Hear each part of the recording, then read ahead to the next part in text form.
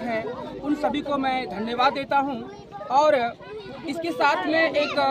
आशा और विश्वास रखता हूं कि जिन उद्देश्यों के साथ, जिन विचारधाराओं के साथ, जिन मकसद से इस एकेडमी का आज उद्भव हुआ है, मैं चाहूँगा कि यह उसी उद्देश्य और उसी विचारधारा के साथ चले। जैसे इन्होंने कहा कि सर ये जो एकेडमी है ये बिल्कुल निःशुल्क है और मैं समाज में रहकर मैं समाज के बच्चों के लिए, बच्चियों के लिए कुछ करना चाहता हूँ, क्योंकि हमारे समाज के कुछ ऐसे बच्चे हैं, ऐसे बच्चियाँ हैं जो असुविधा के कारण सफलता नहीं पा पाती है, वो अधूरा रह जाता है, सपना अधूरा रह जाता है और सफलता पाने में वो बाधा जो था फिजिकल। जितने बच्चे डिफेंस में जाना चाहते हैं, वो जीडी हो, चाहे आपका बिहार पुलिस हो, चौकीदार हो, होमगार्ड हो, चाहे दरोगा हो, जितने भी डिफेंस लेवल के एग्जाम हैं, वो आर्मी, सीआरपीएफ या बिहार बीएसएफ, उस सभी एग्जामों के लिए फिजिकल होना बहुत ही जरूरी है। जितनी जरूरी फिजिकल है उतना ही जरूरी शिक्षा भी है, क्योंकि आप जब तक फिजिकल करने नहीं आएंगे, आप जब तक प्रैक्टिस नहीं करेंगे, तब तक आप इन चीज़ों से अवगत नहीं हो पाएंगे। हमारे समाज में कुछ ऐसे बच्चे भी हैं जो कि अपडेट नहीं रह पाते हैं, वह इन चीज़ों से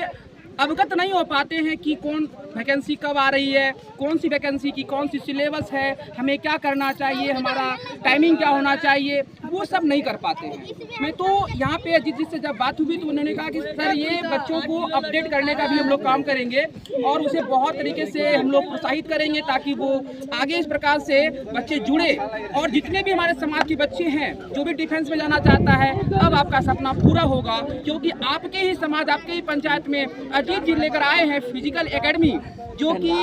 अंबेडकर फिजिकल एकेडमी इनका पूरा नाम है। और इनसे जुड़े हुए सभी घटकों को मैं बहुत बहुत धन्यवाद देता हूं कि इन्होंने हमें इस पहल का एक भाग बनाया। मैं इस पहल का भाग बनने के लिए बहुत ही अंदर से बहुत ही खुश हूं और बच्चों के चेहरे पर मुस्कान ही हमारी सफलता की पहला आधार होता है। कहा जाता है महाभारत के युद्ध में एक बात कहा गया था कि रणभूमि में लड़ने से